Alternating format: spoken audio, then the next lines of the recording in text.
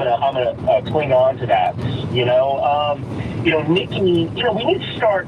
This is part of the message too. The Christians, there's no Charlie through the vacuum.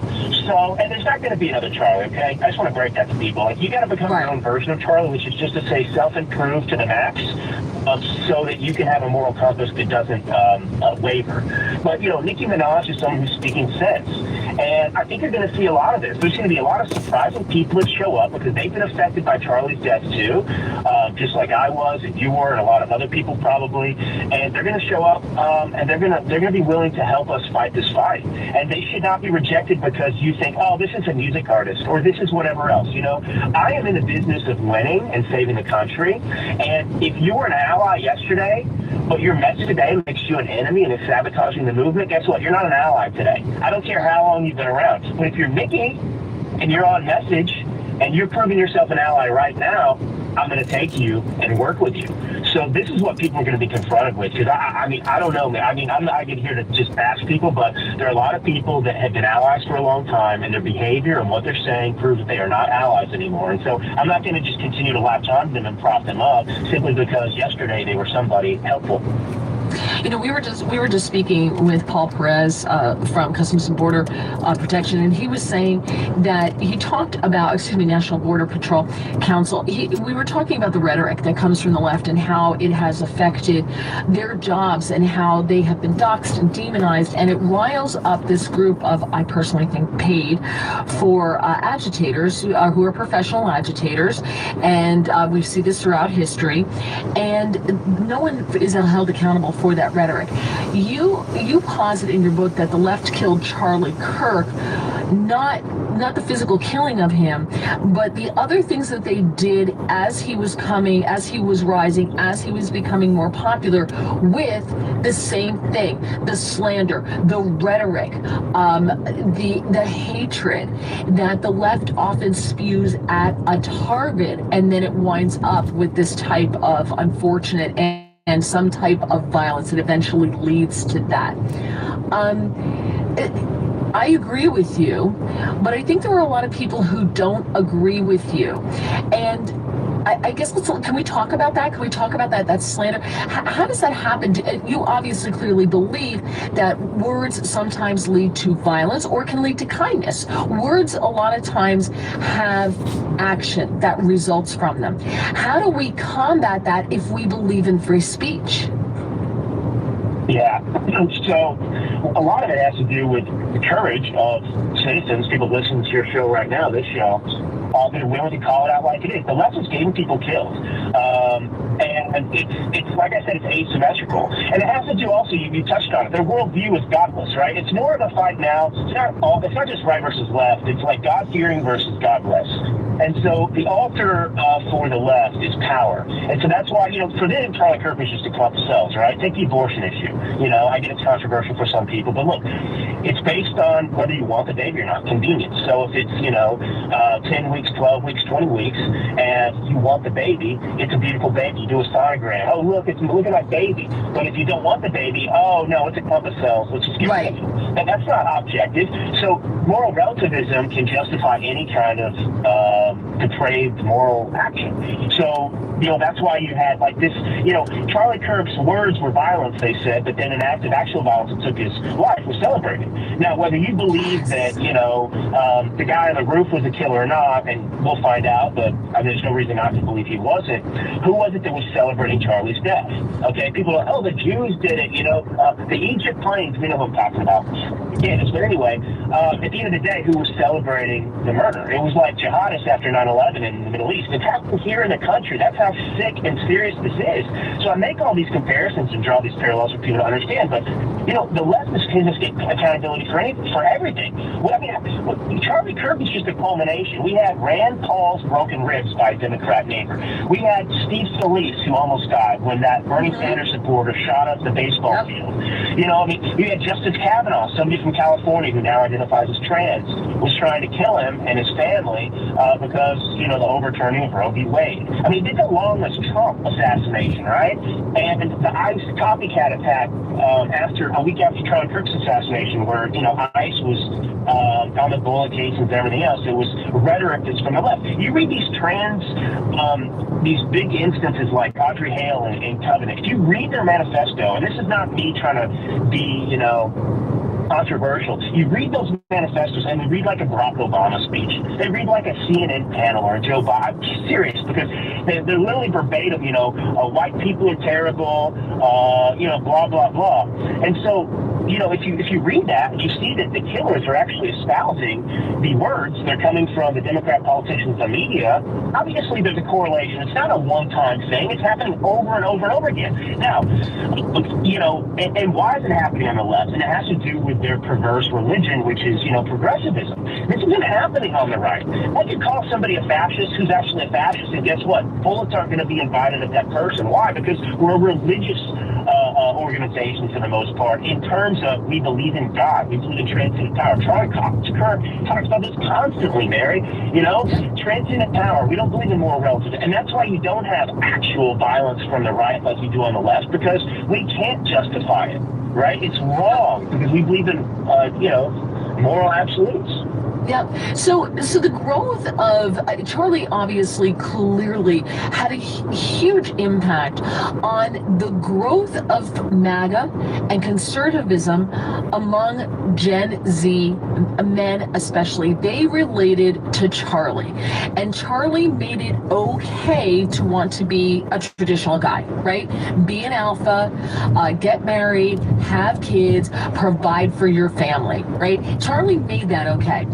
And how much of the response that we're seeing now on the MAGA side, on that movement side, like I was talking to my neighbor's kid, he's conservative, right? He's 1 year out of college, but a lot of his friends are all pro Nick Fuentes. Like they're okay with it, and they're like a little anti-Semitic, right? Has the pendulum swung too far? And without Charlie, how do we pull that back?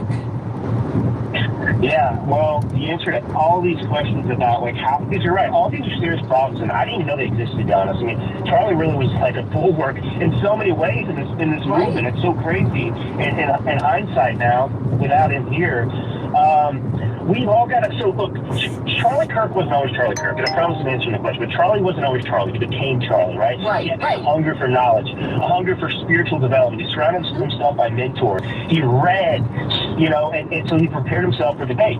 That's what we have to do. Because look, we can all be persuaded by a Tucker or this person or that person, because they sound reasonable. They make good arguments. They're charming, whatever it is. But we need to take responsibility for who we are and the people around us. And so we do that by studying ourselves. If you're a Christian and you want to go and, go forth and make disciples of all nations, which is the command, how are you going to do that if you don't actually know Scripture? They're going to say, oh, well, the Pope believes, or this. It's up to you. But how do you get there? You've got to study it. And Charlie would play devil's advocate. He would test his own arguments, and that's why he was able. No one walks on a hostile campuses without college degrees and tells people, this school is a scam, okay? How do you get there to have that kind of cojones, right? And it's the conviction that ultimately from his spirituality. It came from his faith.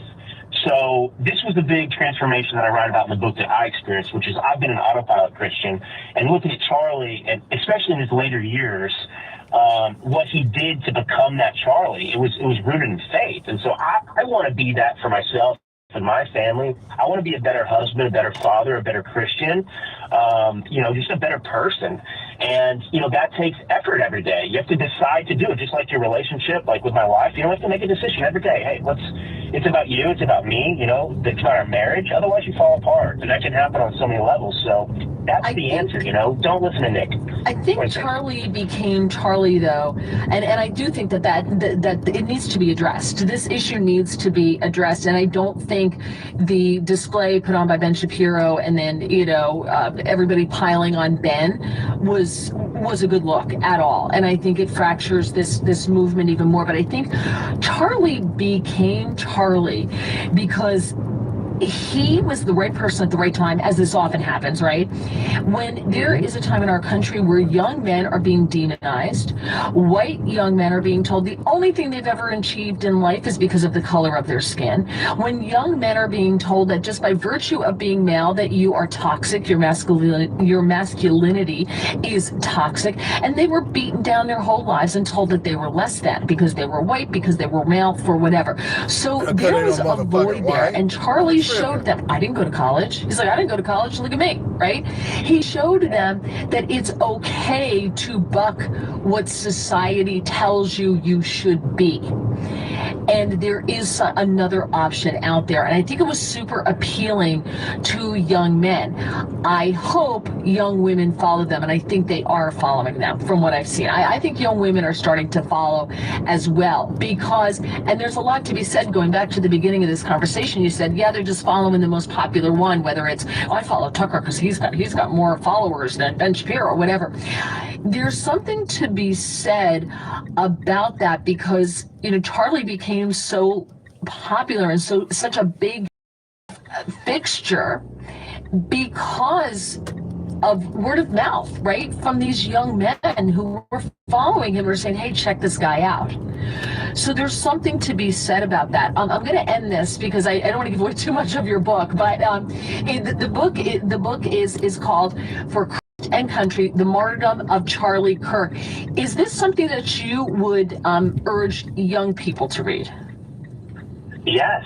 And look, I'm 38, so I'm not 31 like Charlie was, but I've got two young kids. Charlie's kids' age and all that, so I feel like a young person. But yes, I want them to read it because it talks about, it's a personal story. I was Charlie's publicist last summer, but I didn't know him personally, right? So this is millions of people felt this wreck, felt wrecked after his death, and I'm trying to figure it out. They're trying to figure it out, and this is what I realized about what I respected about Charlie. It was that he became a person. We can all become better. We can all become influential if we want, but it takes a certain sacrifice. And do we want to become the best version of ourselves or not? Do we want that for ourselves? Maybe not. But if we do, we can do it because Charlie kind of gave the example. So yeah, I hope so. And this book is very much rooted in spirituality. I have scripture all throughout this thing. Yeah, I think that this is something that I would like to see parents not only give to their young men, but the young women as well, because I think the young women, listen, what do they say?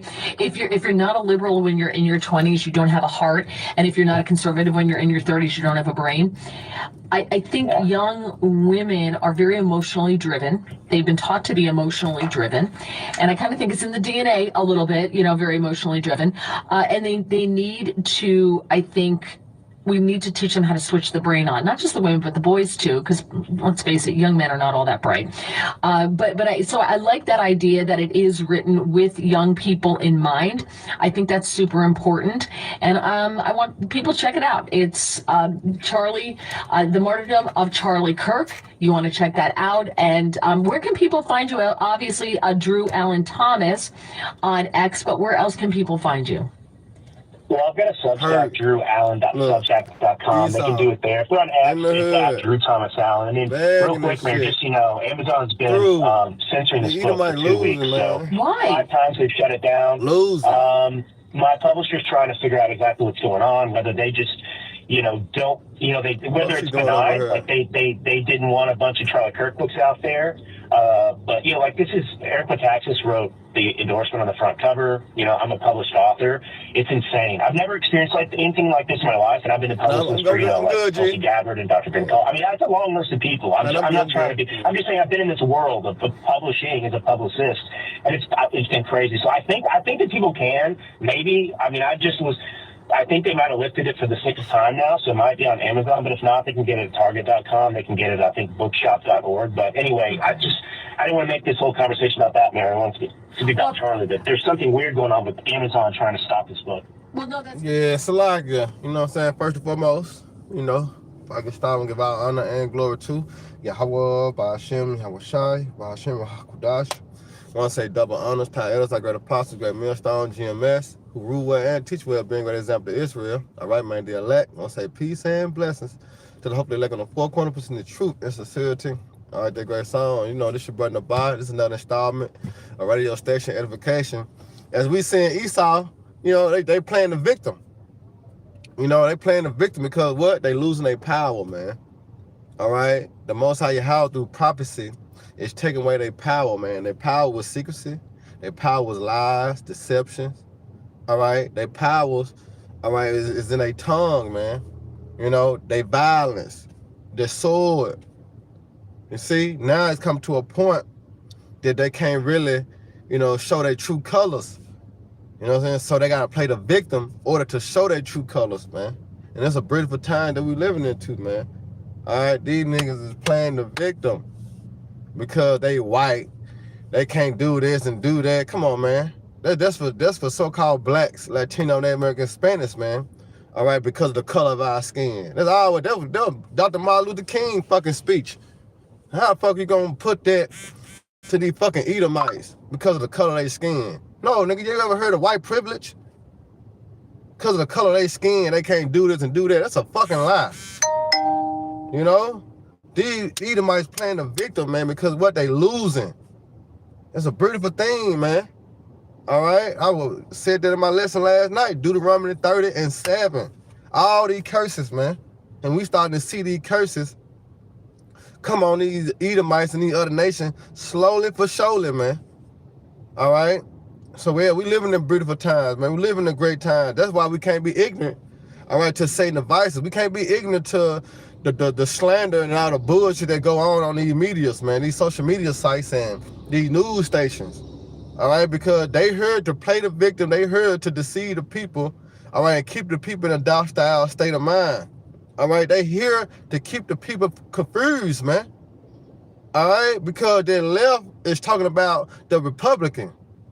If you didn't know, the left mean the Republican, the right mean the Democrat, which the Most High Yahweh had put a division between them. And that's why you got the controversy, you got chaos. All right? Why? Because the Most High Yahweh, all right, is mustering, all right, their battle. All right, they're gonna bring the downfall of the society, man. Which is a beautiful thing. Because this is what we hope for and want. All right, because this was gonna bring usher in the kingdom of heaven, all right, through the violence of the Edomites. Beautiful, man. But let me take my ass on in here. You know, Lord willing, y'all brothers and sisters edify. Next time, shalom, Baba Barbara, and Lord team bless y'all morning. All right?